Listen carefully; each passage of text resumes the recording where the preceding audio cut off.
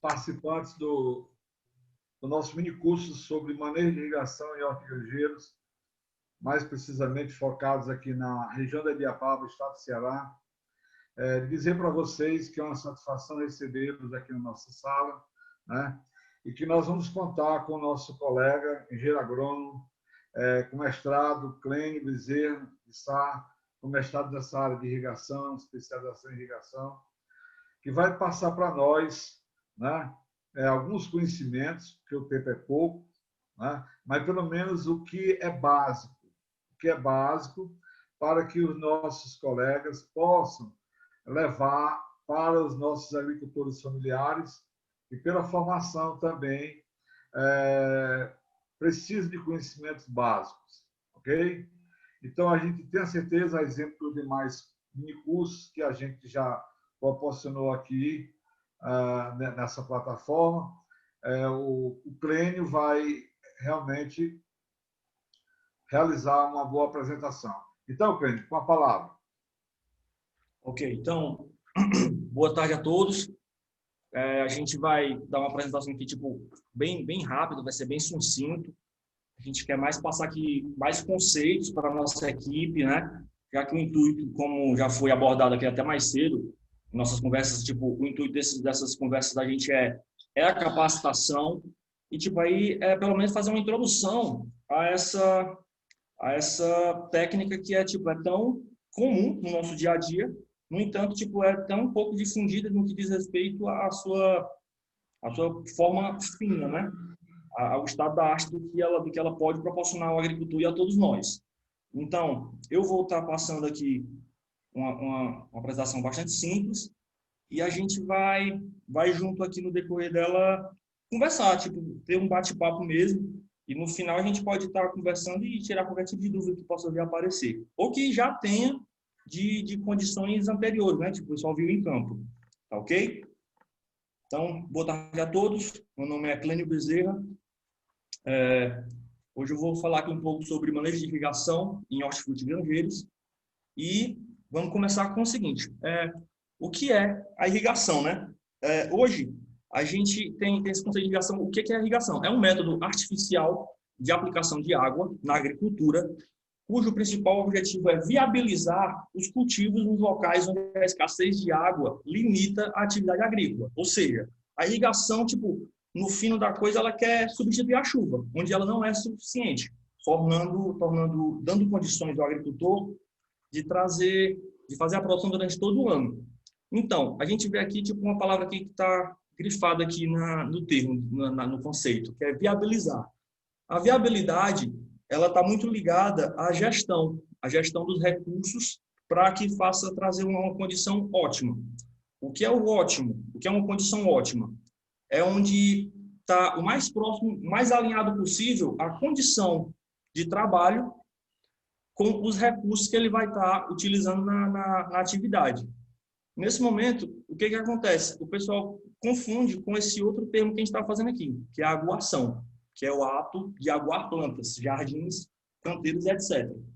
A gente tem uma dificuldade imensa em estar sensibilizando os agricultores nesse sentido, porque tem gente fazendo trabalhando com muito material bom no campo, mas de maneira incorreta, trazendo muitas vezes até mais malefícios do que benefícios para eles, né? No que diz respeito à utilização desses materiais. Então, a irrigação, ela é uma ciência, que ela avalia, ela visa estudar o quê? A interação entre planta, solo e atmosfera. Essa interação é que dá, todos os conceitos que permeiam essa atividade, as técnicas de irrigação, elas estão ligadas a alguma delas de uma maneira mais ativa. Isso por quê? Porque cada vez que a gente vai estudar, a gente estuda um desses componentes em separado. No entanto, quando a gente está em campo, a gente vê que eles todos estão trabalhando juntos, né? Através desse próximo esquema aqui, a gente vai ter mais clareza nisso. Bom, a gente tem o solo, a gente tem o aporte de água para a gente através de precipitação, no caso a chuva. Também pode ter o aporte de água através de irrigação. Aí o que acontece? A planta transpira, jogando água de volta na atmosfera, e a gente também tem a evaporação, que é do próprio solo. Além disso, tipo, a gente tem, se a água estiver numa condição um pouco rasa, a gente vai ter a ascensão capilar, que é essa água subindo pelos poros do solo até a superfície, e a gente vai ter a percolação profunda, que nada mais é que a perda de água em profundidade. Quando a gente lança a água e ela infiltra no solo até uma profundidade que ela não vai ter mais utilidade na agricultura. Aí, em meio a isso, tem alguns conceitos que eu quero utilizar com vocês, eu quero deixar assim, salientar com vocês, para ficar bem vivo na nossa mente.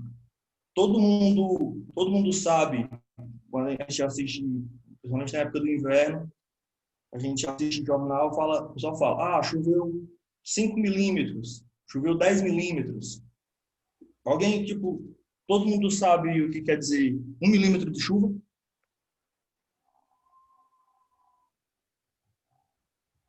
Pense aí com seus botões. Se você... 1 litro d'água por metro quadrado de área. Coisa linda, coisa linda. Nem todo mundo consegue ter esse conceito tão vivo na mente. Por isso tipo, que eu trouxe aqui esse esquemazinho para a gente dar uma avaliada nele. Ó. Porque a lâmina de água é o que, tipo, como a gente geralmente tem a plantação em áreas já que a gente já conhece, o ideal é que a gente trabalhe com a lâmina, que é para a gente saber o gasto de água naquela área específica. Então, para deixar bem claro aqui, ó, uma pluviosidade, né, que é uma chuva, que pode ser tanto de maneira natural como artificial, de 1 milímetro, que é uma altura da lâmina, ela equivale ao volume de 1 litro de água, de chuva, que se acumulou sobre a superfície de 1 metro quadrado. Sendo assim, se eu tenho 1 litro de água em 1 metro quadrado, em 1 hectare, uma lâmina de 1 milímetro, eu tenho quantos litros de água gastos? 10 mil litros. Olha aí. 10 mil litros. 10 mil litros de água. Então, a gente vê a proporção que essas contas que a gente faz vão tendo na nossa atividade, né? Porque a gente vê tipo, que 10 mil litros de água, a gente vê que no estágio inicial de qualquer planta, a gente chega a ter até 3 por dia. Em muitos casos, principalmente nessa época que a gente está passando agora, que além da evapotranspiração mais alta, a gente não tem chuva, pode chegar até 6, 6,5, e é uma situação bastante comum para a gente. E ter em mente esse tipo de conceito é bem interessante para a gente, até para a gente poder se comunicar melhor com o nosso agricultor. Porque com todas as fontes de consulta que nós temos, quando for falar em volume de água aplicado, a gente vai ter em milímetro. E vai facilitar bastante para a gente entender. Quanto mais a gente tiver isso em mente, mais a gente vai conseguir passar a informação. Porque conhecimento ele só tem sentido quando a gente consegue passar para outras pessoas. Quando a gente está com ele só na nossa mente, não tem muito valor, né? Então, vamos lá. Vamos começar aqui pelos tipos de irrigação. Métodos de irrigação mais comuns. A gente vai ter a localizada, de superfície e a por aspersão. Bom, a por aspersão, o nome já diz, é o que utiliza aspersores, e ela tem a característica de ter molhamento em área total, né? Que é o que mais imita uma chuva. Esses tipos aí, esse tipo de irrigação vai estar mais trabalhado em cima da convencional, que são os aspersores instalados e espalhados no campo, e o mecanizado, que vai ter os aspersores instalados em estruturas, que é o que a gente conhece, por exemplo, aí um pivô central, um pivô de caminhamento lateral, os canhões de rolo e por aí vai. Em detrimento dessa técnica, a gente tem a localizada, que a gente tem um molhamento menor da área, que geralmente a gente se utiliza como base de cálculo a área da copa, que é conhecido como a média geral de aporte das raízes, onde as raízes estão localizadas, né? Então, aí, geralmente, a gente utiliza aí de gotejamento e microaspersão. Além disso, a gente tem a irrigação de superfície, que era muito utilizada na nossa serra aqui, principalmente irrigação para plantio de tomate, essas hortícolas que a gente desenvolve até hoje, quando a gente tinha muita dificuldade, principalmente com energia elétrica, né? Que são as de sul, as de faixas e a de inundação. Sendo essa última, a de inundação, ainda hoje muito utilizada, principalmente nos plantios de arroz, o que a gente encontra aí no sul. No sul e em Minas Gerais também, parte de Minas Gerais a gente tem também. Então vamos aqui ver cada um deles mais detalhados. Então, por aspersão, como eu falei, ó, os emissores eles ficam espalhados nas áreas, né? O de aspersão convencional. Esse aqui é o de aspersão mecanizada, que é o tipo que são geralmente o mesmo tipo de emissor, muitas vezes, mas instalado em estruturas que elas caminham pela área. Faz até tipo aquelas imagens que geralmente a gente vê aí no AgroEpop, AgroEtec, bem bonita aí naquelas vistas aéreas das áreas, né? Então, a gente tem aqui a irrigação localizada, mas que são aqui os principais aqui, ó, os principais atores dessa modalidade, que são os microaspersores, que é a microaspersão e o gotejamento. O microaspersor tipo, é um emissor de uma área maior, no entanto, não utiliza, não é tão abrangente quanto o aspersor convencional, o que propicia a gente estar plantando aí em fileira dupla,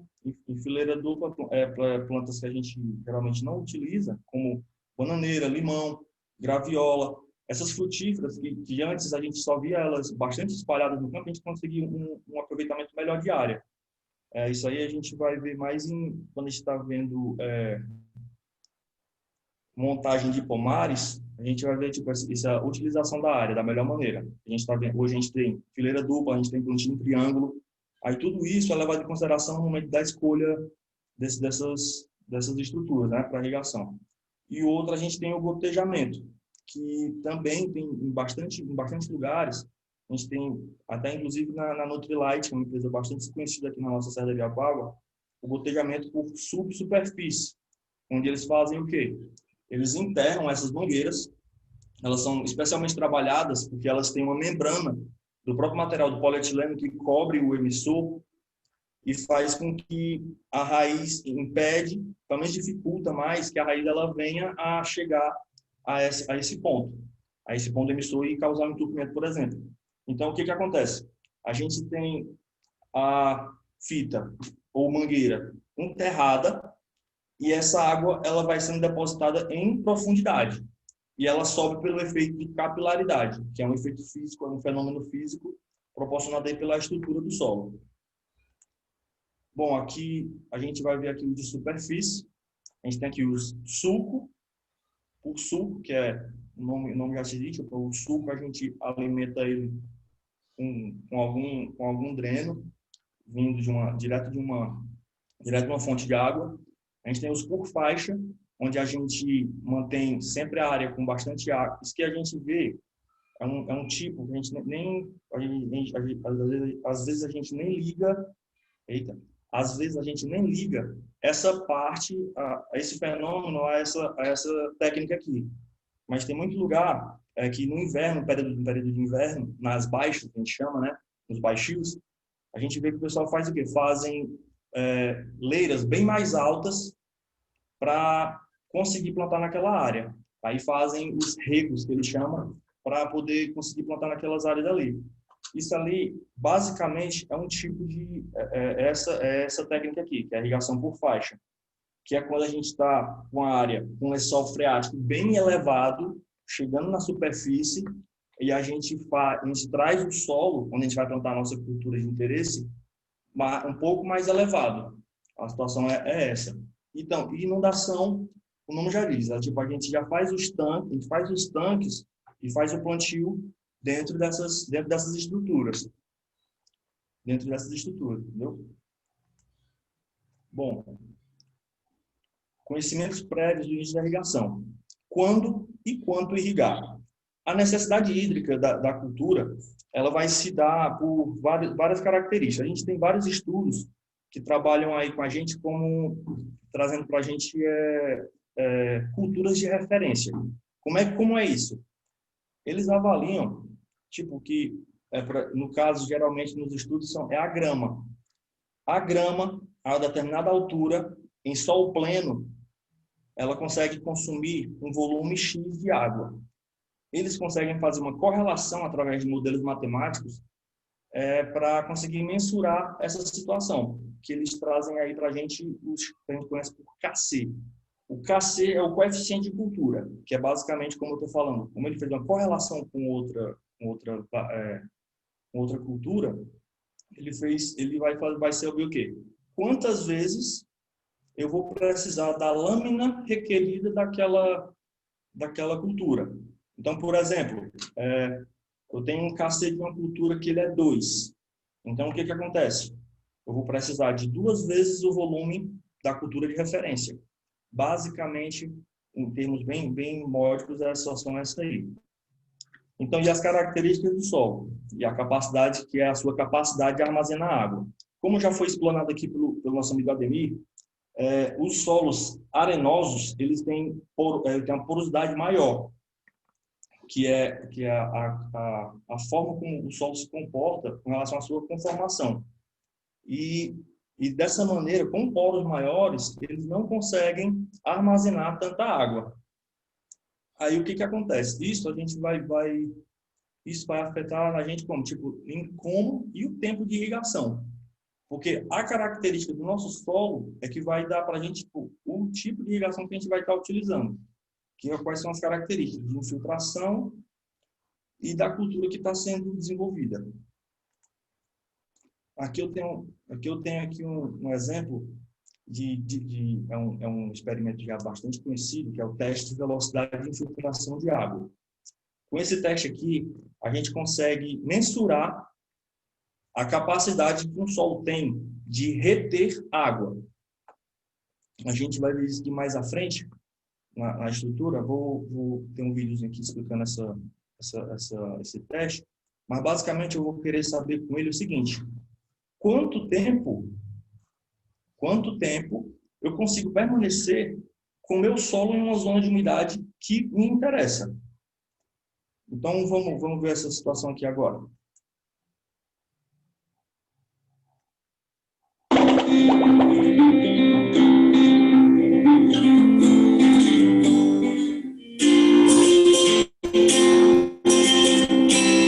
Olá, hoje realizaremos o teste de infiltrômetro de anel. Esse teste nos ajuda a conhecer a velocidade de infiltração básica da água no solo. O resultado desse teste nos ajuda a selecionar o emissor que aplica a intensidade da água que o solo é capaz de suportar. Esse teste também ajuda a definir o desenho dos seus sistemas de irrigação. Por exemplo, se a sua área tiver mais de um tipo de solo, se recomenda fazer esse teste para cada um deles. Para isso, precisaremos dos seguintes materiais: 2 anéis metálicos de 25 centímetros de altura, o primeiro anel com 50 centímetros de diâmetro e o segundo anel com 15 centímetros de diâmetro, um pedaço de madeira e um instrumento que ajude a cravar os anéis no solo, filme plástico, régua e nível, cronômetro e reservatório de água. O primeiro passo para o teste é fazer uma limpeza superficial do solo. Crave os anéis externo e interno com a ajuda de um instrumento até 10 centímetros de profundidade. Verifique se os anéis estão nivelados com a ajuda do nível.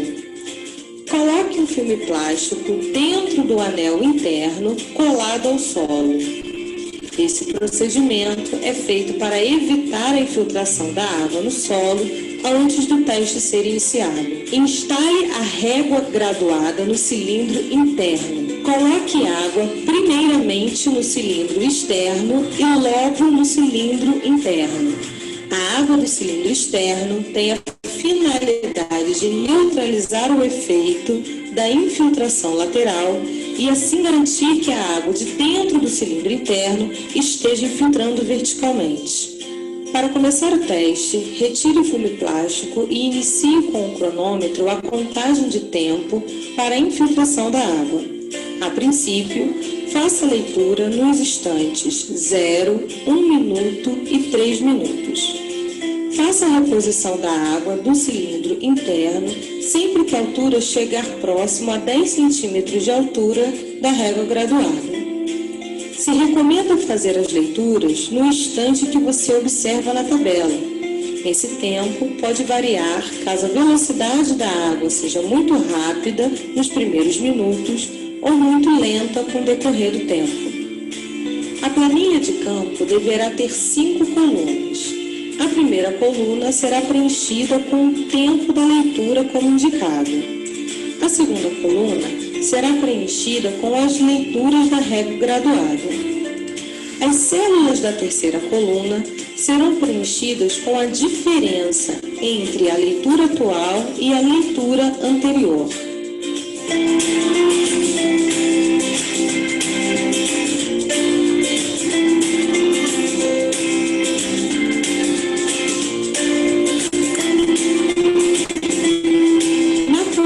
Infiltração acumulada, as células serão preenchidas com a soma entre o valor atual e anterior da última coluna.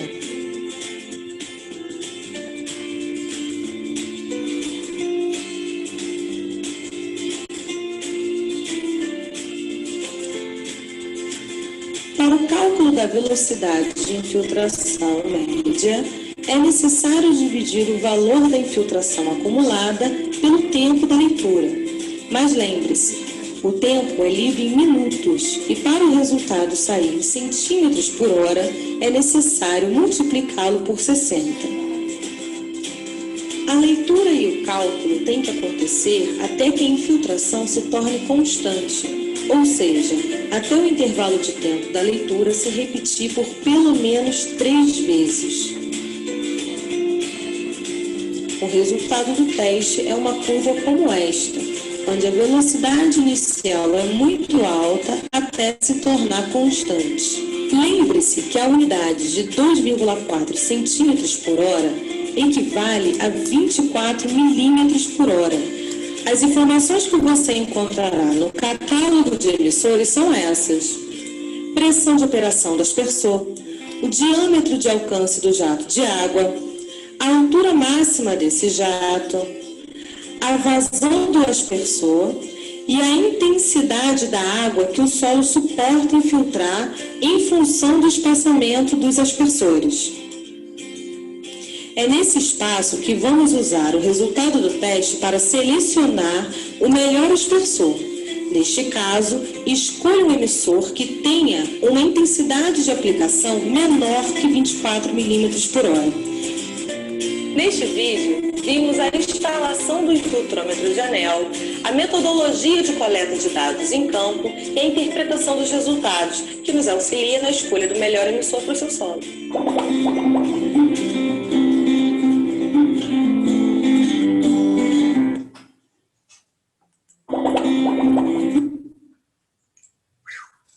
Pronto. Então, nesse caso, a gente viu aí que são dois pontos que eu vou salientar desse vídeo. Tanto o primeiro que eu ia mostrar, todo mundo atentou que ela coloca um filme plástico por dentro, no círculo de dentro, e por fora ela alimenta todo o círculo de fora. No caso, ela está querendo impedir um fenômeno que a gente vê sempre no campo, a gente talvez também não associa. É a redistribuição hídrica, que é o quê? A água, não necessariamente, ela vai descer sempre na vertical. Ela pode, de acordo com o tipo de solo, ela passar mais tempo naquela camada de solo. E ele começar a se expandir. Dessa maneira, todo mundo já vai perceber. Vai se lembrar de algum caso. Esteve passando aí num sítio qualquer, um plantio de maracujá com uma fita gotejadora lá. Aí ela passou lá, meia hora ligada. Passou meia hora ligada, no entanto, você viu que o quê? Você passou por lá, você percebeu que a água, ela só estava escuro, que a gente vê, o solo só estava escuro na região onde estava a mangueira. Bem pertinho ali. Ou seja, a região molhada da água, tipo, ali foi só uma cortina úmida. A água passou quase que direto, porque ela não permaneceu nem um pouquinho de tempo por ali, na parte da superfície do solo. Isso é muito comum em solos arenosos. As pessoas, elas buscam a fita gotejadora para consumir menos água, no entanto, elas não têm o resultado que elas esperam, porque a planta dela em si, ela não vai estar aproveitando quase nada daquela água, porque a água não permanece na camada de interesse do solo, que é na camada até a profundidade onde estão as raízes, durante o tempo necessário, né? E aí o segundo ponto que eu ia falar é o seguinte: a gente percebe pelo tanto de informação que ela passa no curto espaço de tempo que a irrigação, tipo, a gente tem que estar apto, né? Tem que ter muito conhecimento anterior até a gente chegar no momento de traçar uma estratégia ou falar da irrigação propriamente dita. Então, vamos lá. Dentro da irrigação, nosso estado é muito conhecido por conta das dificuldades que ele tem com água, né? Tanto que nos últimos anos a gente viu aí explodir o número de poços artesianos cavados, né? Perfurados, para que pudesse ter o pessoal ter condição de trabalhar, né? Sendo que em muitos lugares chegou a definhar mesmo. A gente percebe até pelo perímetro irrigado de Jaguaribe, né? Que é um tem de Baú, que em muitos lugares, tipo, muitos lotes foram abandonados.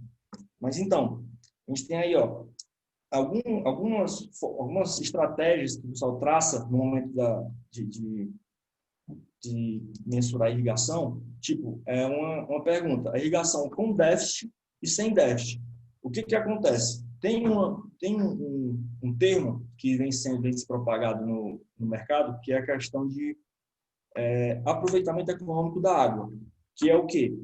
Quantos quilos de alimento eu consigo produzir com 1 litro de água? Tem essa situação aí.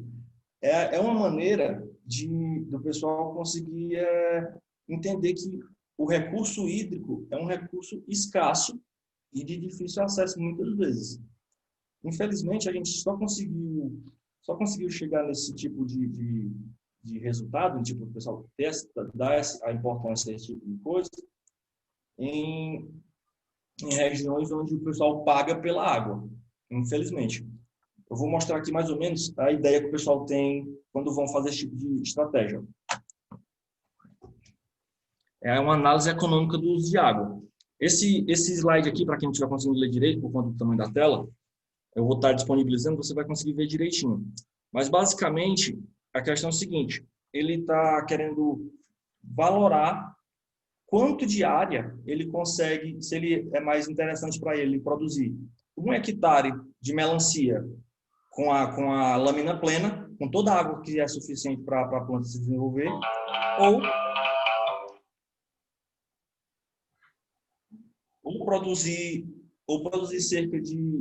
produzir 2 hectares com a metade da lâmina. Aí, dessa maneira, ele vai conseguir saber qual vai ser o melhor aproveitamento dele da água. Vai ficar mais claro aqui nesse gráfico. Ó.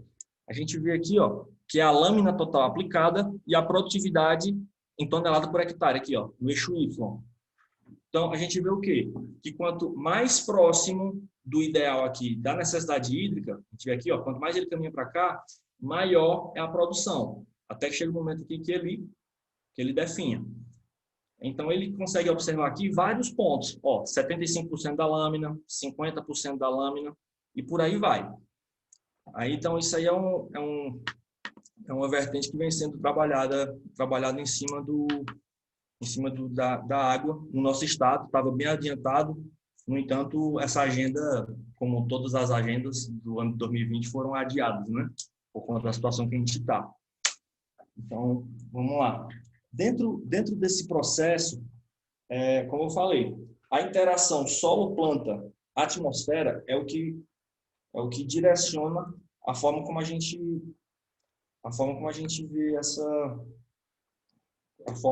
vê o volume de água necessário.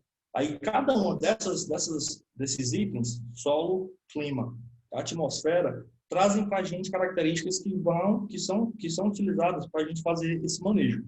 né? Então, vamos lá. Aqui, ó, manejo via clima. Via clima. Bom, a gente vai ter aqui, ó, um método direto e o indireto. Aí, então, o indireto a gente vai utilizar várias plataformas, que a gente vai falar delas aqui agora. E no direto a gente tem um equipamento aqui muito conhecido aqui como lisímetro. Então, vamos lá. O fator preponderante para saber qual é o volume de água, qual é a lâmina de água, vai ser uma palavrinha assim que acho que quem já escutou sabe o trabalho que dá.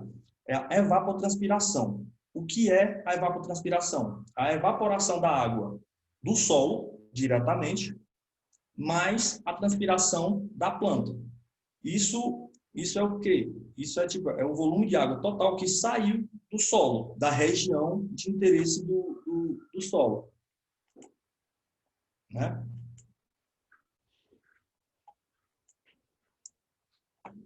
Geralmente, como é que o pessoal... Eu acho que eu já tinha comentado um pouco. Como é que o pessoal faz? Eles têm o clima, então eles têm uma área de uma cultura referência, como eu falei, geralmente é grama.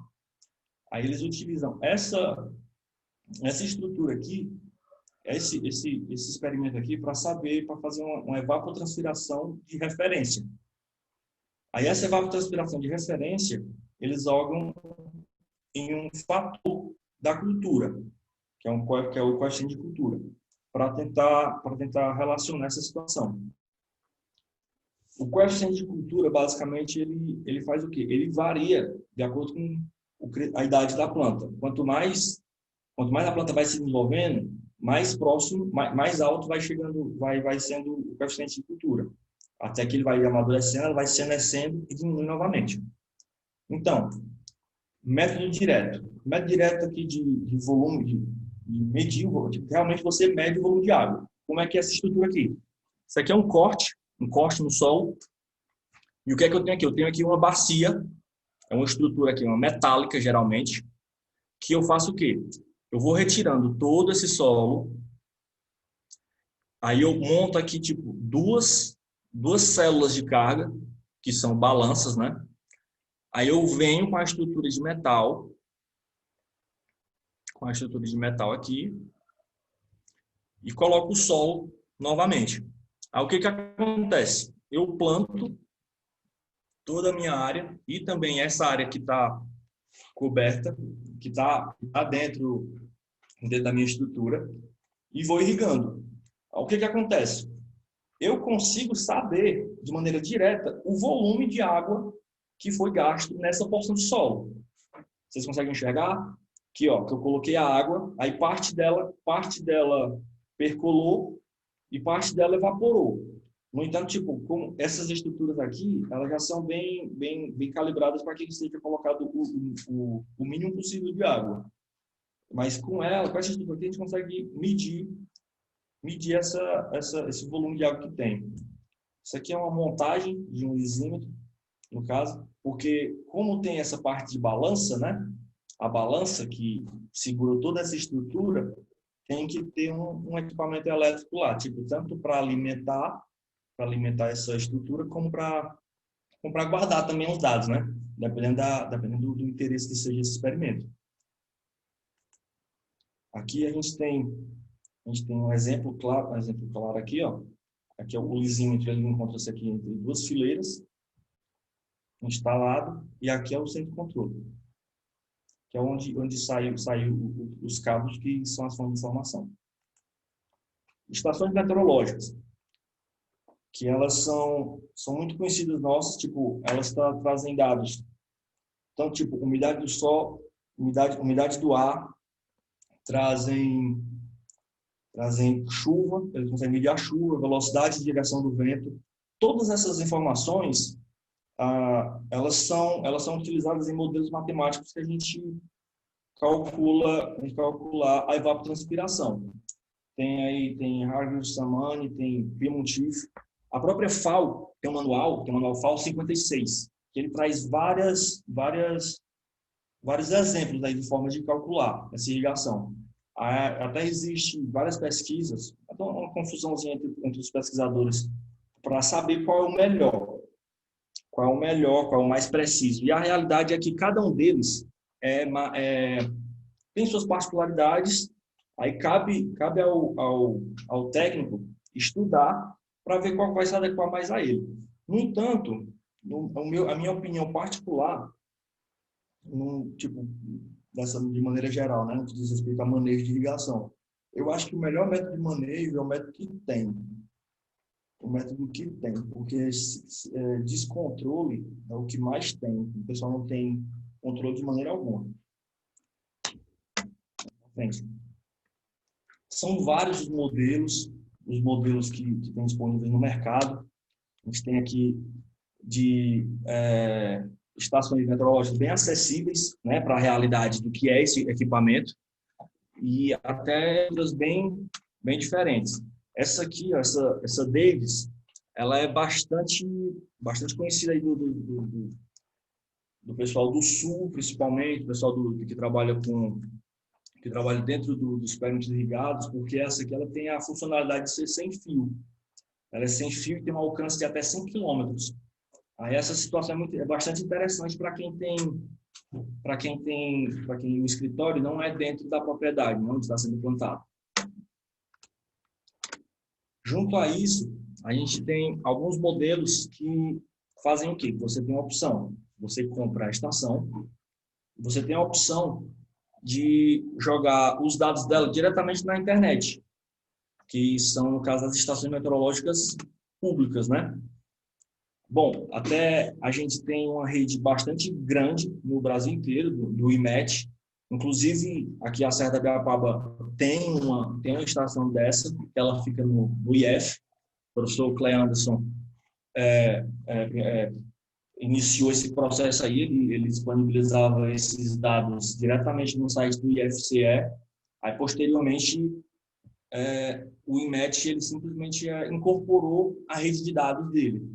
A gente consegue entrar em qualquer momento do dia e ter acesso a essa informação. Tanto online, tipo, lá tem uns horários, tipo, geralmente hoje é de 3 em 3 horas, ela tem um dado e vai somando durante todo o dia. Então a gente pode ter um intervalo aí quase infinito, porque salvo os dias que precisa ser feita alguma manutenção, alguma coisa dessa natureza, a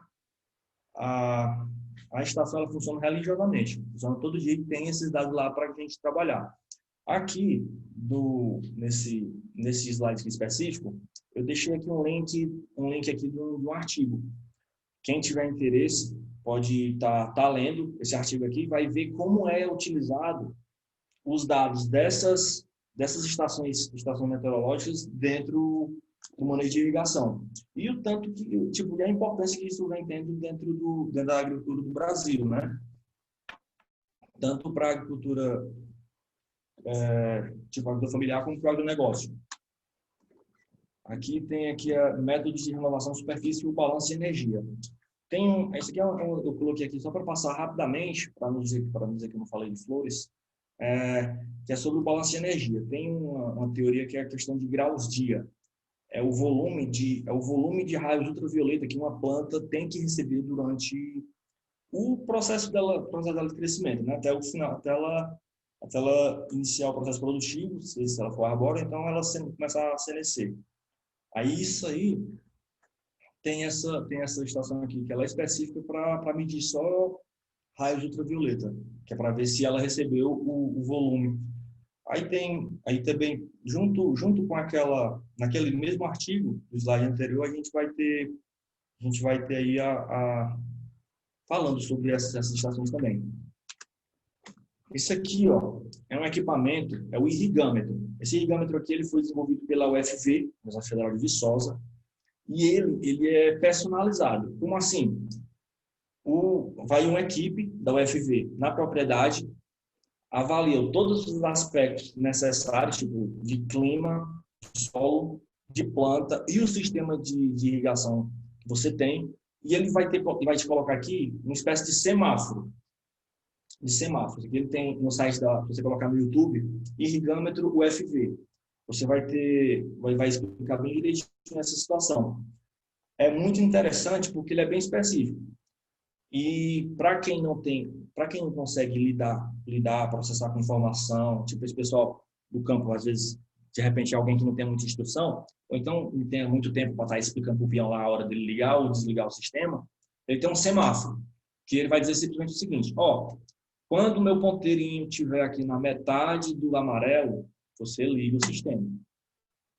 Quando chegar no verde, você desliga, para acabar essa conversa. Então, a gente também vai ter o método do tanque classe A, que ele mede, que isso aqui ele faz uma correlação também com a cultura, ele mede a lâmina, literalmente a lâmina que evaporou desse tanque, e ele faz uma correlação aí para as culturas. Dentro esse artigo que eu selecionei aqui para colocar na apresentação, ele é bem completo. Ele é bem completo porque ele é o que a gente chama de review. Que é o que ele faz. Ele faz um compilado de tudo que vem sendo trabalhado e coloca para a gente ver de maneira bem mais dinâmica, né, do que vem acontecendo.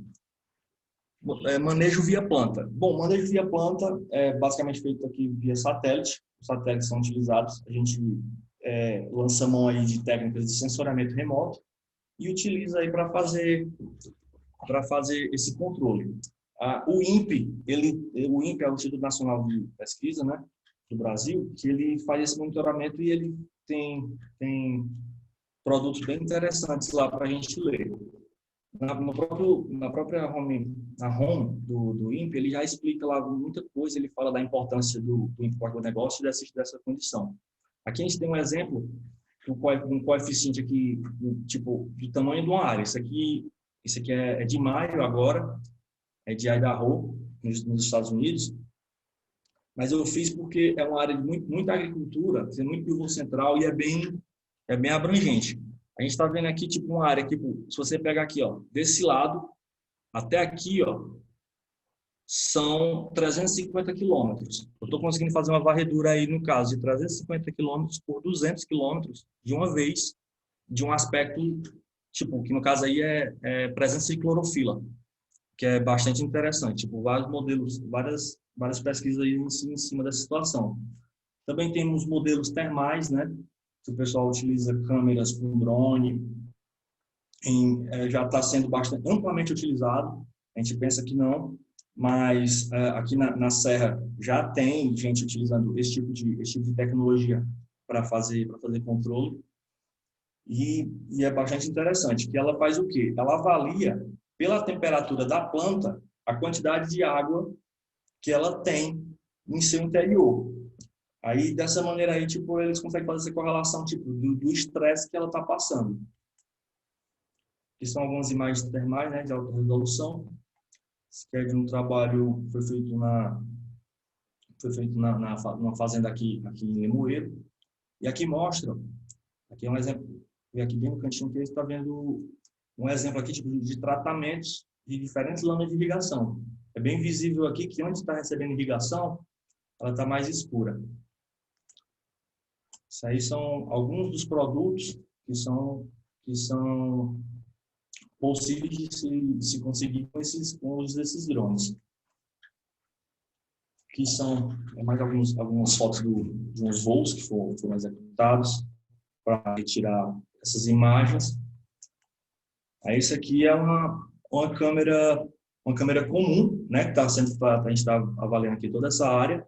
O que a gente faz? A gente faz um tratamento dessas imagens para a gente conseguir a parte do infravermelho, né, que é a parte de temperatura. A gente vai fazer um tratamento e consegue observar que toda essa área aqui, ó, ela está uniforme no sentido de falta de água, dependendo tipo, do modelo que você esteja utilizando. Aqui, bem especificamente, ela tem aqui, ó, a temperatura da copa. Você consegue pegar, ó, 28 graus. Temperatura do sol, 50. A gente vê aqui o nível de estresse que ela passa nesse horário. Aqui a gente consegue também simular aqui o volume aqui de água em evapotranspiração. São só alguns exemplos do que a gente pode fazer aí com o sensoriamento remoto, né? que são alguns equipamentos que podem ser utilizados também. São mais algumas imagens. Essa aqui essa imagem aqui é de um trabalho que já finalizei, no caso. Esse aqui eu fiz uns testes da seguinte maneira. Ele estava trabalhando com um pulverizador, ele comprou um pulverizador maior, né, tipo com 16 metros de vara. Aí ele queria saber qual era a resposta de diferentes tipos de herbicidas nessa fase aí da vida do milho. A gente consegue ver aqui que essa imagem ela não está tratada, ela é natural. No entanto, a gente já consegue perceber aqui, tipo, visualmente, aqui, tipo, onde está mais afetado e onde não está. Tem locais que o milho quase que foi extirpado aqui da existência, né? Manejo aqui via sensores do solo. Bom, esse aqui...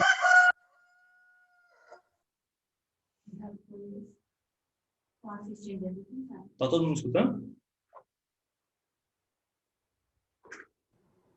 Sim, pode falar. Sim, pode falar, aqui tá ok. Não foi um ruído aqui, eu pensei que era cortado. Bom, que cantou por aí. Aqui, tipo, a gente tem um tensiômetro. Esse tensiômetro aqui, ele basicamente ele faz o quê? Ele mede a força. Ele mede tanto o tensiômetro como o tensímetro. Vou passar aqui bem rápido pelos dois, porque eles medem a força com que o solo está retendo a água nos seus polos. Porque o que acontece? Um solo, tipo, dependendo do tipo de solo, ele vai estar armazenando essa água com mais ou menos força. A gente percebe que solos com tendência argilosa, a água ela fica retida por mais tempo. E solos de textura arenosa nem tanto. Aí esse instrumento aqui ele visa essa situação. O tensímetro ele tem o mesmo princípio de funcionamento. Aqui, então, essa medida de força que ele consegue trazer para a gente, ele faz o quê? A gente já consegue relacionar várias culturas para, tipo, por exemplo, em miúdos aqui essa informação para vocês. Digamos que eu tenha 20 kPa, que como ele mede a pressão que ele está sugando a água para ele, então é o seguinte, qual a energia, qual a pressão ideal para que a água esteja altamente disponível, por exemplo, aqui para a cultura do pimentão. Então, tipo, eu tenho testes, isso aqui é só pesquisar aqui, tipo, interpretação de leitura, essa aqui está aqui, ó, interpretação das leituras de tensiômetro, eu colocar isso aqui e depois em Embrapa já tem uma tabela completa para vocês lá, tipo, tanto por cultura como por tipo de solo, caso vá ser utilizado esse equipamento. Vai ser, então, no caso, se eu ler lá no meu tensiômetro 35 kPa, eu venho aqui, pimentão, então vai estar dentro aqui do meu intervalo. Aí isso aqui, esses testes eles são feitos nessas câmaras aqui de vácuo, né? E essas câmaras de vácuo elas geram uma curva similar àquela do teste de infiltração que eu mostrei o vídeo há pouco. Bom, tecnologias para medir o estado do solo na água, que é o sistema Henry-Gás. Esse aqui foi desenvolvido pela Embrapa no ano de 2015. Aí a Hidrosense, que é uma empresa que ela trabalha só com monitoramento de água no solo, ela comprou a patente. No entanto, ele está aí bem divulgado aí de várias maneiras aí para o pessoal tá utilizando. Inclusive, essa estrutura aqui, ela pode ser confeccionada pelo agricultor. Como a gente não tem tanta fonte didática, estação meteorológica, não tem condição de estar colocando tensiômetro no campo, não tem uma série de fatores tecnológicos que a gente não dispõe para estar fazendo assim, um manejo de água assim, bem específico para o nosso agricultor. Esse Henry-Gás aqui ele caiu como uma luva nessa situação inteira. Por quê? Porque ele traz informação simples para a gente de uma maneira bem natural. Que é, tipo, e os materiais também que são utilizados para confeccionar ele. Bom, basicamente você vai usar só o quê? Uma vela de filtro. Você vai utilizar uma vela de filtro. Mais simples ainda aqui, ó. Um bebedouro de passarinho e uma bola de isopor, que você compra numa papelaria aí facilmente. Basicamente, a gente pode ver aqui, ó, na imagem. Tem uma vela. Isso aqui existe uma célula cerâmica que a Hidrosense desenvolveu, mas faz o mesmo efeito da vela. A diferença é só o valor. Que a vela, uma vela você consegue comprar aí por R$10 e a célula cerâmica da Hidrosense pode ser 450. Aí, o que acontece? A gente vê aqui basicamente o que? É uma célula cerâmica, é uma mangueira, aqui, ó, uma estrutura plástica, e tipo, tudo isso aqui ele é vedado. Infelizmente, eu vou fazer aqui hoje demonstrar ele na prática, né? No entanto, eu não consegui, por conta do feriado aqui dos comerciantes, eu não consegui adquirir o material completo. Mas eu acho que vai dar para vocês terem uma ideia. Bom, basicamente ele vai ter uma mangueira na boca da vela, que ela vai se ligar aqui no bebedouro de passarinho. Você vai tirar a tampa, você vai arrancar aqui essa parte aqui de cima. Quem estiver me vendo, é nessa parte aqui de cima. E você vai furar essa parte de baixo também. Tá ok? E você vai colocar a bola de isopor para ficar solta dentro do seu bebedouro. Aí o que acontece? Você vai enterrar, vai ser enterrado essa vela aqui até a profundidade da raiz da cultura que você utiliza. A gente consegue essa informação bastante facilmente também na internet. A gente coloca lá sistema radicular, profundidade, cultura X. Com certeza vai ter algum informativo da Embrapa dando esse tipo de informação. Aí o que vai acontecer? A gente vai ter essa resposta assim, tipo, precisa irrigar mais ou menos, tipo, lá na hora. Por quê? Isso aqui vai ficar no campo, essa estrutura aqui vai ficar no campo, e o que o agricultor vai precisar é de um copo d'água. Tá todo mundo me vendo aqui, não? Ô, Clênio, e lembrar que vão precisar, para cada teste desse, de 2 equipamentos, né? Que vão ser colocados em profundidades diferentes, né? Não, assim, se o agricultor só tiver...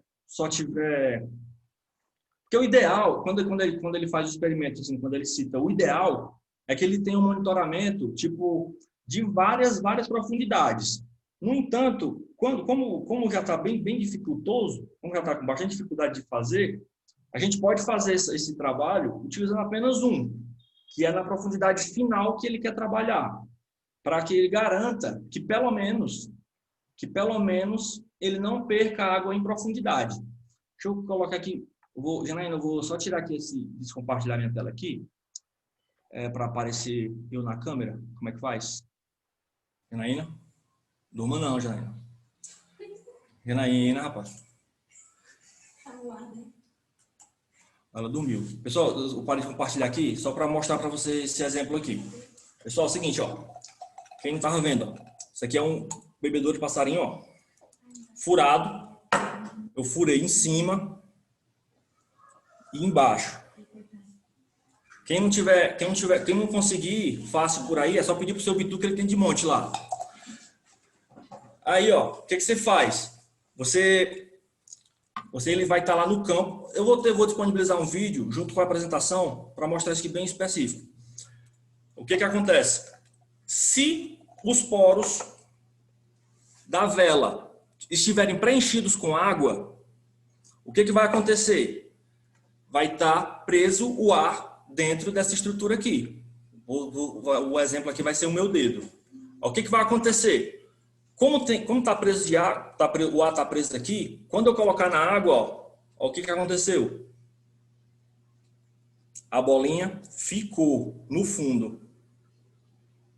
A bolinha ficou no fundo. Se tiver o solo seco, os poros vão estar livres. Aí aqui, ó, tirei o dedo. a bolinha automaticamente ela vai ficar em cima. É simples e fácil de explicar. E é só o que tá me tirando do prego, pessoal, é isso aí. É fácil de fazer, você não está gastando nem R$ 20 e você consegue dar uma informação de qualidade para o seu agricultor. Não escutei. Só finalizando aqui. Um minutinho. Clênio, boa tarde, amigo. Mas é o seguinte, para cada cultura tem o seu quilopascal específico, né? Cada cultura tem a sua tensão. Aí, no seu caso, você colocou um filtro de vela, mas qual tensão é? Dá alguma específica? Entendi. Acontece o seguinte, foram feitos testes com relação a isso aí. Eu vou abrir uma pergunta no final, mas é bastante pertinente. O que acontece? A vela, a porosidade apresentada na vela, nessa vela comum que a gente tem, ela é muito próxima da célula que é calibrada para solo argilo-arenoso, argiloso, argilo-cintoso, tipo, que é o que mais a gente tem. Ela só não vai ser bastante eficaz no caso de um solo argiloso, por conta do delay de resposta. Mas fora isso aqui, tipo, para a gente, para a nossa situação aqui, que é como foi citado aqui pelo nosso amigo Ademir na palestra dele, são solos novos, geralmente até arenosos ou argilo-arenosos, tipo, vai cair como uma luva. E como eu falei no começo da apresentação, vou repetir, o melhor tipo de manejo que você vai ter é o que você tiver. É melhor do que nada. Que é o descontrole. Então, tem controle aí, tem que ter o manejo de qualquer coisa. Pode ser o manejo via solo, via planta. Com certeza. Ou via clima, né? Com certeza. Bom, aí o que acontece? Hoje, no Brasil, a gente tem sistemas computacionais para manejo de irrigação. Para quem, eu acho que o pessoal mais antigo vai se lembrar, quando foram ser implantados os perímetros irrigados. Em 1975, eu acho que em 1980, foi colocado o de Juazeiro da Bahia e Petrolina. Teve o do Acaraú, que é mais recente. Teve o do Jaguaribe. Como é que eles faziam? Eles tinham pessoas que monitoravam grandes áreas, todas elas para irrigação, com irrigação. E o que acontece? Eles iam lá saber qual era a cultura, o que estava sendo plantado, o que não sei o que tal. Aí eles tinham o sistema desse controle, as estações meteorológicas. Aí, não sei se quem comentou comigo, não sei se foi uma Macambira, acho que foi uma Macambira. O que eles faziam? Eles simplesmente colocavam na rádio do perímetro. Ou colocavam na rádio. Hoje é enviado pelo WhatsApp, né? Porque simplesmente é o seguinte, ó, hoje a lâmina é tal. Ou então, se não tiver a lâmina, já dá, tipo, ele já dá o tempo de irrigação. É o tipo de coisa que eles faziam para ajudar os agricultores que eram instalados nesses perímetros para diminuir um pouco o consumo de águas deles, né? Porque, como eu falei, essa importância de manejo de irrigação só está sendo tratada de maneira séria onde a água é paga. Onde não é paga, o pessoal só quer saber se está molhando, deixa escorrer e acabou. A situação é mais ou menos essa aí. Né? Tipo, os perímetros irrigados que têm as estruturas deles, e até porque, o que acontece? Quanto mais eficiente for a utilização dos recursos dentro do perímetro irrigado, mais pessoas eles vão conseguir abarcar, né? Porque porque vai sobrar mais água e assim vão poder estar abrindo mais lotes. A situação é essa aí, né? A gente tem também o sistema irriga, isso aqui é exatamente isso que eu falei agora aqui, só que disponibilizado pela Universidade Federal de Santa Maria, a Universidade Federal lá do Rio Grande do Sul. Que é público, no entanto, tipo, não é tão específico, porque é só para aquela região onde ela está atuando lá, né? Tipo, é como eu falei, em Tianguá tem uma estação meteorológica. Eu não posso usar os dados meteorológicos de lá para Tianguá ou para São Benedito. Não posso usar para Ubajara, porque, tipo, embora seja muito perto, mas a situação é diferente. Até porque onde está sendo instalado lá a estação meteorológica influi diretamente sobre os dados que ela está coletando.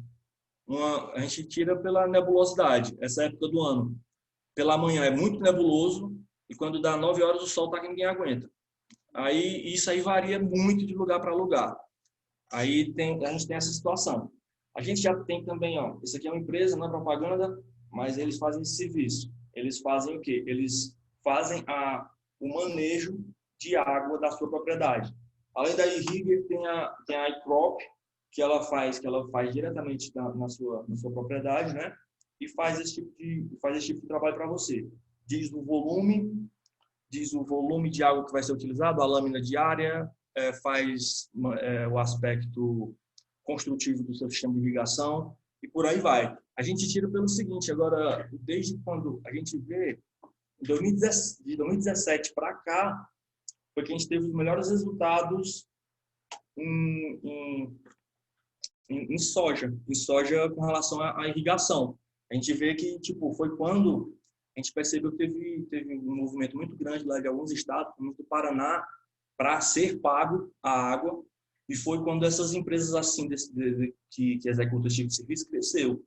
E a gente viu uma resposta imensa, tanto na diminuição do consumo de água, como no aumento de produção, coisa que os agricultores em si, todos eles não superavam, né? A gente vê, como eu falei, a eficiência do uso do recurso vai fazer com que você consiga expandir a área e abarcar mais pessoas. Tinha gente lá que produzia numa área X, e quando começou a fazer esse manejo de água, conseguiu aumentar as suas áreas, né? Então, dentro dessa situação, tem o instrumento que o governo utiliza para estar regulando esse uso de água é a outorga, né, do direito de uso de água, que a gente está vendo aí bastante crescente aí a importância desse documento. Inclusive, tem coisa que a gente nem espera, agora, esse benefício aí do relógio tarifa verde, né, tarifa diferenciada, só vai ser disponibilizado para o agricultor que tiver a outorga de água. A gente está vendo até todos os escritórios estão vendo aí a pressão que estão sofrendo com relação a isso. E a situação é mais ou menos essa. Eu fui bastante superficial aqui nesse nosso bate-papo, mas eu estou aberto aí para qualquer coisa, qualquer dúvida que vocês venham a ter. E, não só da apresentação, mas da vida, da lida diária de vocês. Porque no dia a dia é que a gente vai aprendendo, né? E vai tendo dúvida. Porque só vai tendo dúvida quem aprendeu alguma coisa. Obrigado, pessoal.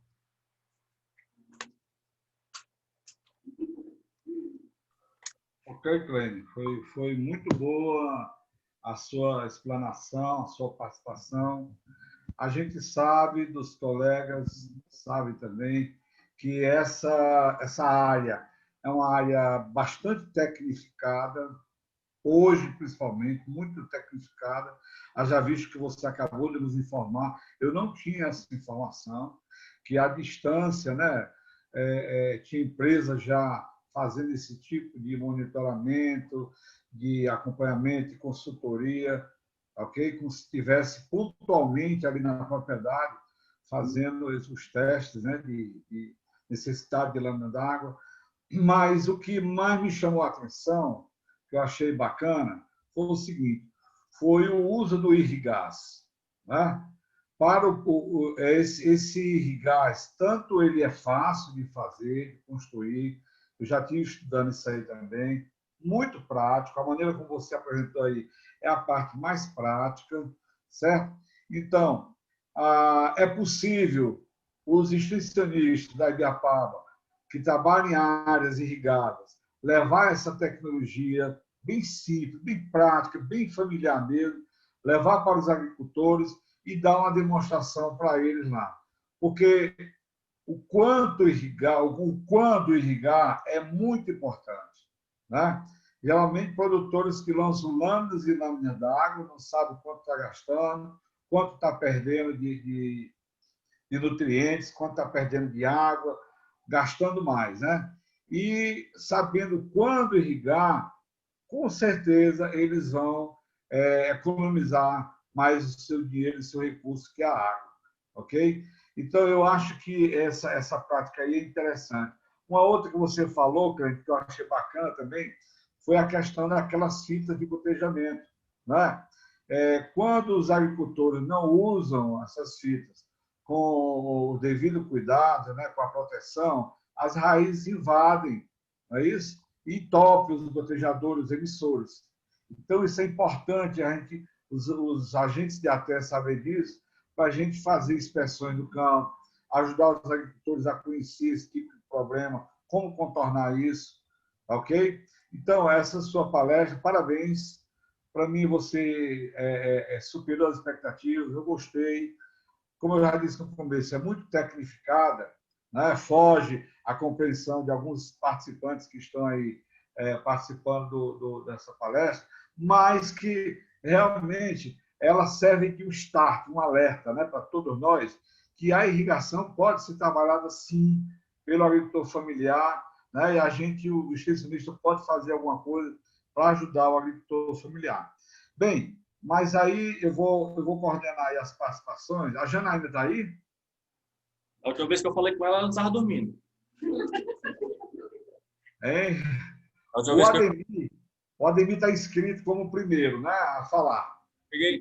Só falar, Ademir. Fazer um adendo aqui, tipo, que você falou, tipo, tem muito agricultor, tipo, a gente nem sabe, mas às vezes a gente ter essas informações é interessante, porque teve um cidadão que eu falei assim, rapaz, esse aqui, ó, ele falou, eu só tenho condição de irrigar pelo tamanho da minha propriedade, tipo, ele inclusive, tipo, a DAP dele é bem alta, é bem desenvolvido aqui.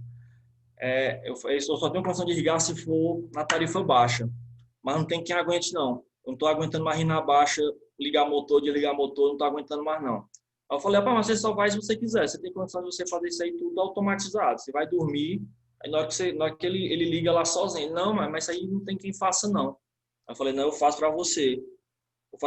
Aí ele, rapaz, eu não acredito, não. Aí a gente chegou, eu elaborei um projeto, fiz orçamento de peste para ele e tal, e falei para ele como é que ele queria.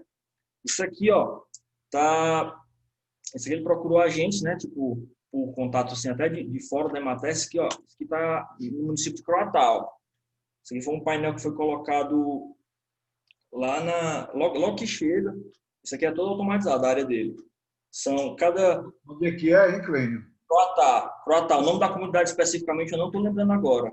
Mas o cidadão, você sabe o nome? Esse é o seu Joãozinho da Mata. Joãozinho da Mata, né? O contato dele, meu telefone, meu contato dele é Joãozinho da Mata. Aí, de lá, tipo, lá o esquema dele lá é todo automatizado. Ele não acreditou e falou que saiu na faixa de quanto, Clênio, esse sistemazinho? Rapaz, isso aqui, a área dele lá é bem grande. É bem grande, tipo, não ficou muito barato, não. Mas ficou... Eu sei que ele gastou lá em torno de R$10 mil em 16 hectares. 10 mil para 16 hectares? 10 mil em 16. Mas assim, o que aconteceu?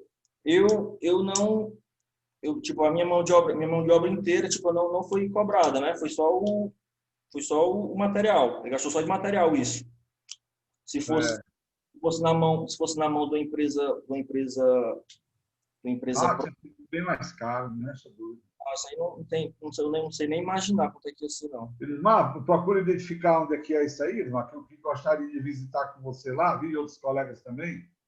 O nome dele é Joãozinho da Mata. Joãozinho da Mata, é uma comunidade, rapaz, é porque o É na Bretanha ou é nos campos ou é no Andrade? Assim que chega em Croatá, quebra a direita. Quebra a direita, é vazante, é melancia por ali, né? Vazante ou melancia, né? É melancia ou... Nessa época aí ele estava com 5 hectares, foi de melancia. Da Barra, né? Na Barra do Sotel. Não, depois ali tem um pé do morro bem pertinho, né? Exatamente. Mas Elismar, anota aí para tu identificar e depois... Tem Joãozinho da Mata, eu já anotei aqui. Treinamento é ali por perto da volta do rio, por ali assim, não? Entrando para Santa Teresa, entra à direita, naquele quebra-burro, não tem um mata-burro lá? Exatamente, sei onde é. Eu acho que é aquele dali, né? A cidade que bota a partir de 24 horas já pode usar. Ok, valeu, da água do Vamos solo. agora passar a palavra para o Ademir. Ok, vou parar aqui de compartilhar a tela. Aqui. Boa tarde a todos, pessoal. Parabéns, Clênio, pela boa explanação, né, bem clara. A gente sabe que realmente é uma coisa muito técnica, né, que requer muito conhecimento, sobretudo prática, né, mas você conseguiu dar conta da cada de maneira simples, de modo entendível, né. Bom, eu queria fazer os comentários aqui, Clênio, que eu acredito que é de grande importância para o entendimento de todos, né, com relação à maneira da irrigação. Todos nós sabemos que existe essas alternativas que você apresentou, né, que poderão ser utilizadas para o manejo da irrigação, e também tem aquelas que estão ao alcance do nosso produtor, né, entre as quais pode destacar aí o irrigás, né, o uso do tensiômetro na nossa região, né, que se adequa muito bem às nossas condições de solo, tá certo?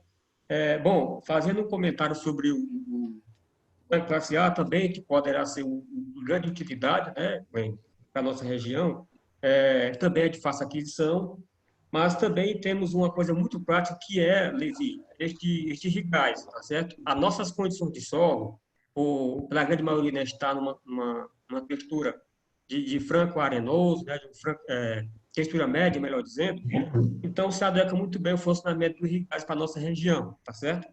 Uma vez, Levi, que ele funciona a um potencial em quilopascal, né, mais ou menos variando de 5 até 10 kPa, tá certo? Numa profundidade de 50 centímetros, né, dentro do solo, portanto, se adequa muito bem ao funcionamento para nossas condições, né?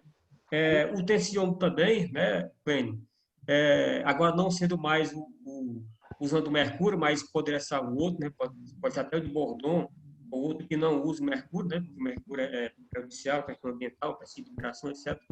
Mas também funciona muito bem quando você monta aquela curva, né, de retenção de água no solo, baseado na obtenção do potencial máximo que você obtém lá no tensiômetro, né? Monta-se uma curva lá no Excel, você simplesmente vai fazendo essa leitura diariamente para poder manejar a irrigação, funciona muito bem. Para nossas condições de solo também, né, em torno de 8 a 10 kPa. Portanto, se adequa muito bem, né? Mas é isso, bem, nós precisamos levar essas informações, porque os produtores, de uma maneira geral, né, não sabem realmente manejar a irrigação.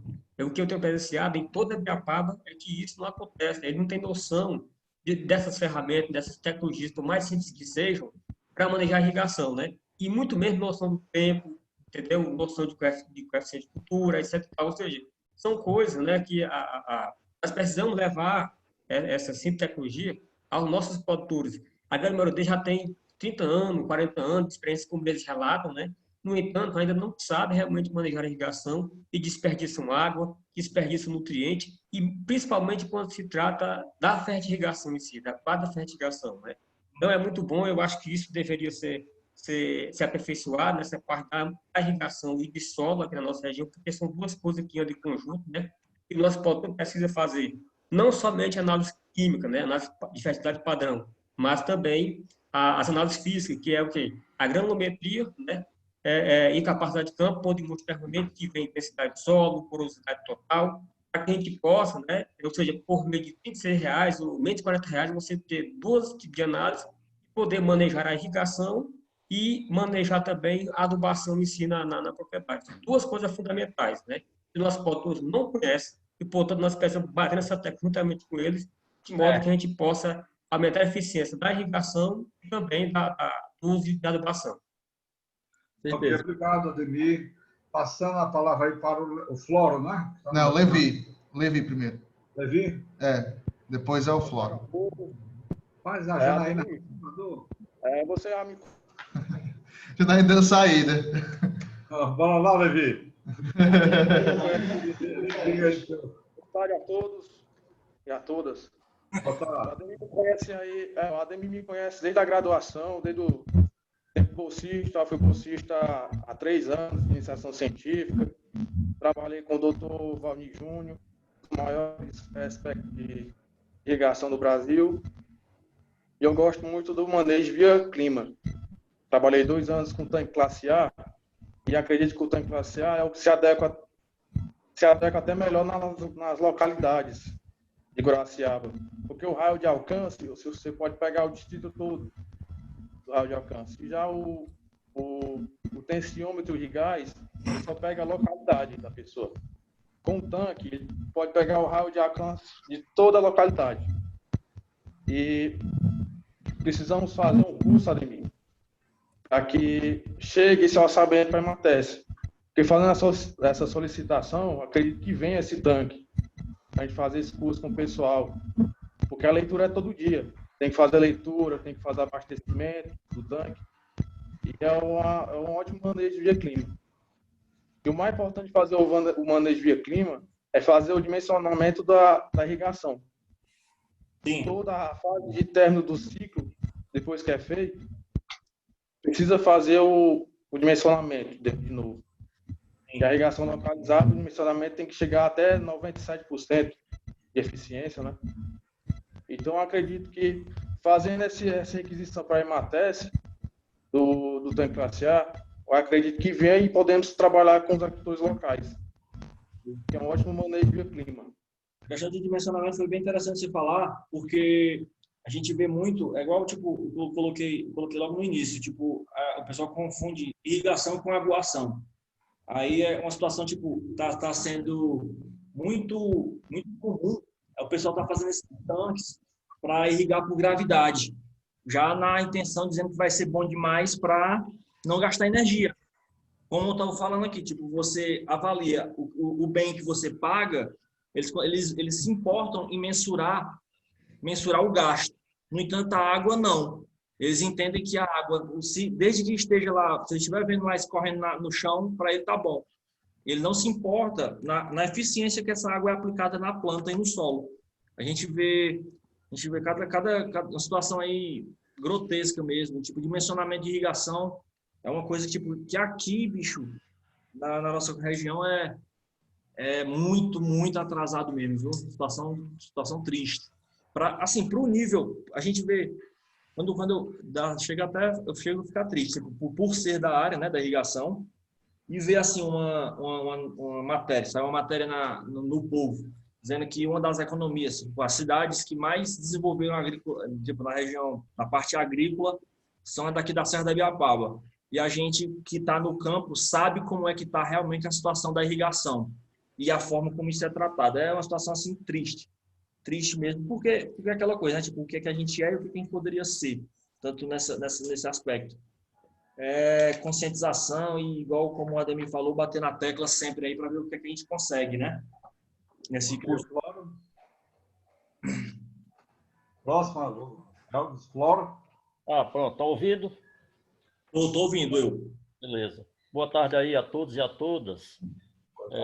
Primeiro eu quero dizer que recebi uma verdadeira capacitação aí de irrigação.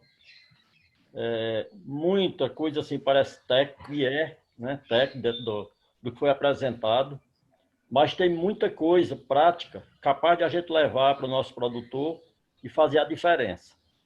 Parabéns aí, Clênio, pelo seu domínio, pela sua apresentação.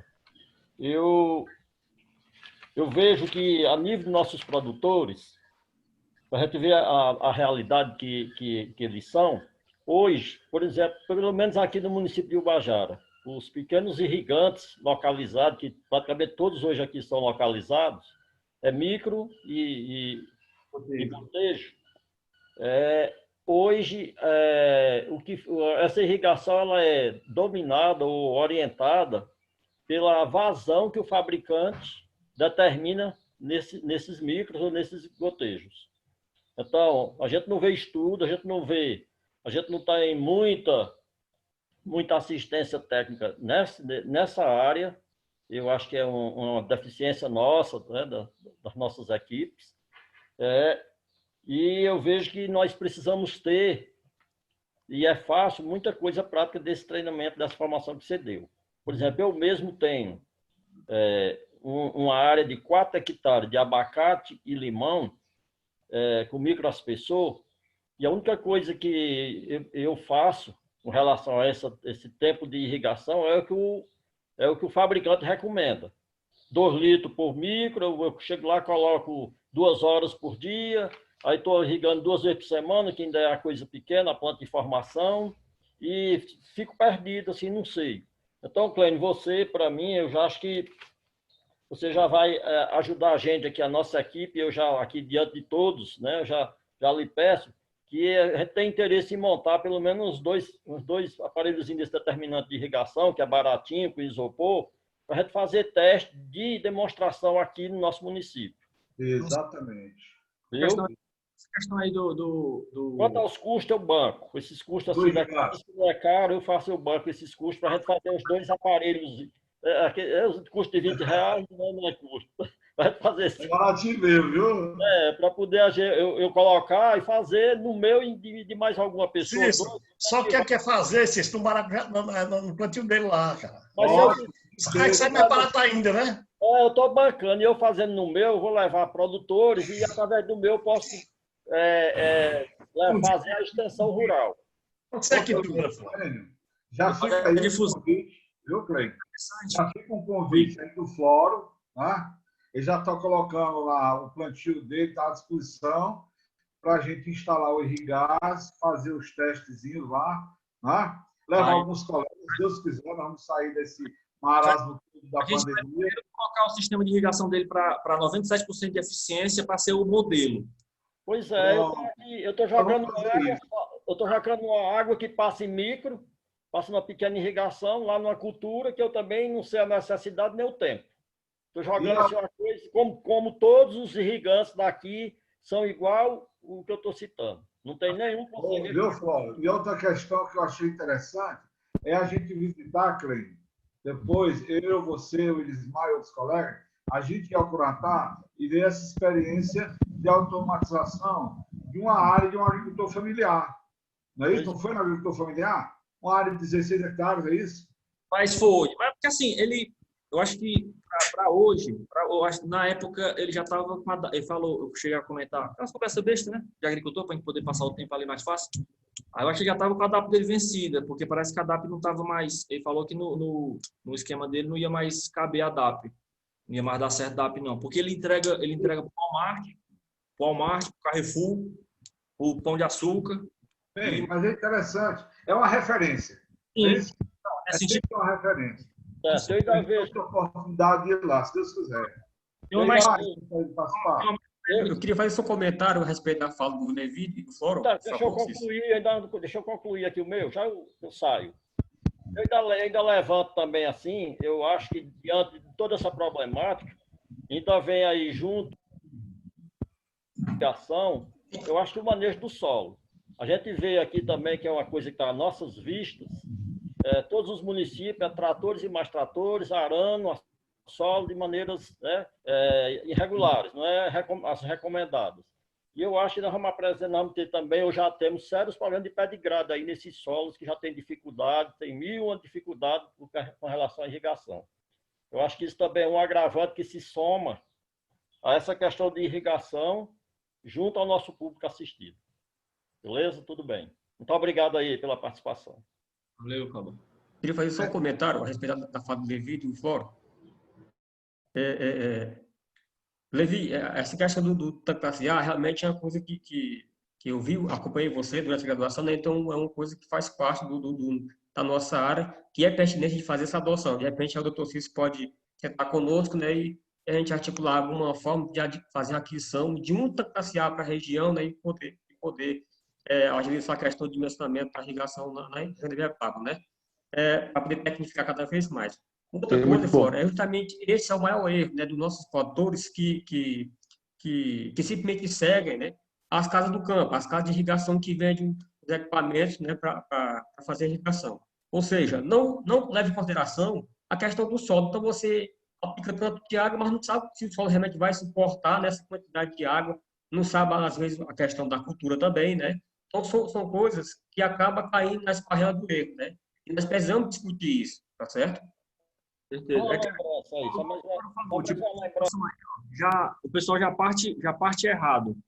O cara chega lá e fala assim, me deu um micro de 75 litros. No entanto, ele não leva em consideração a pressão.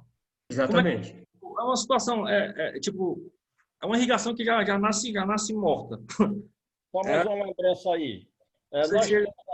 Nós temos muita gente na nossa equipe de tecnólogos. Tá certo, tá certo. Eu acho que a gente mais fáceis, junto aos nossos tecnólogos de irrigação, e colocando, né, comunidades para a gente ir fazendo nas nossas áreas de assistência. Eu acho que as coisas mais simples, mais práticas, a gente pode ir aplicando, que a gente já faz a diferença só com isso.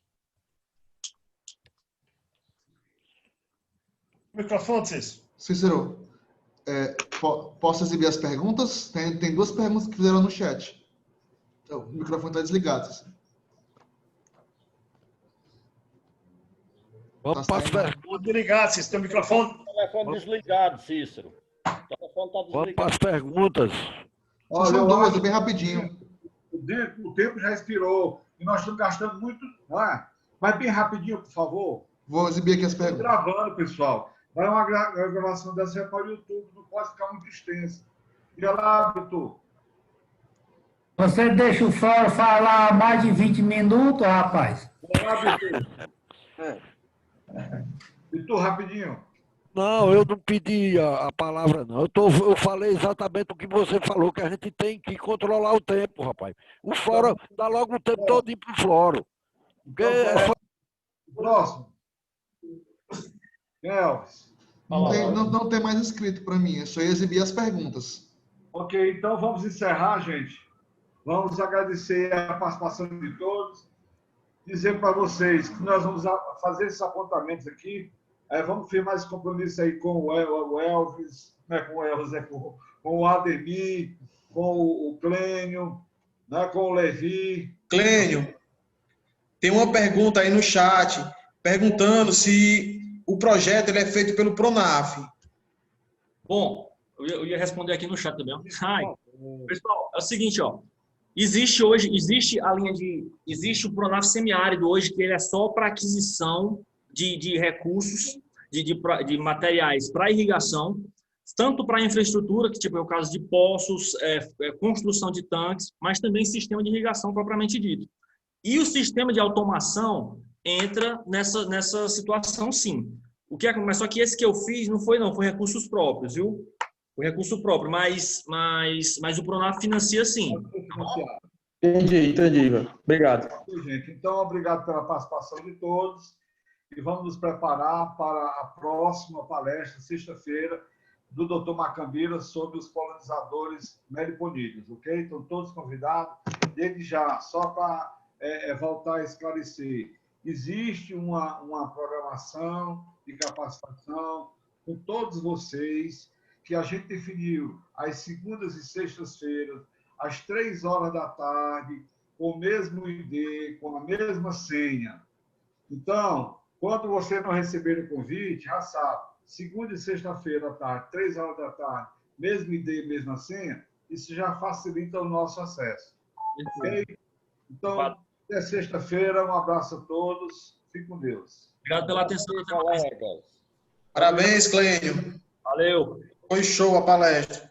Parabéns, foi show. Exato.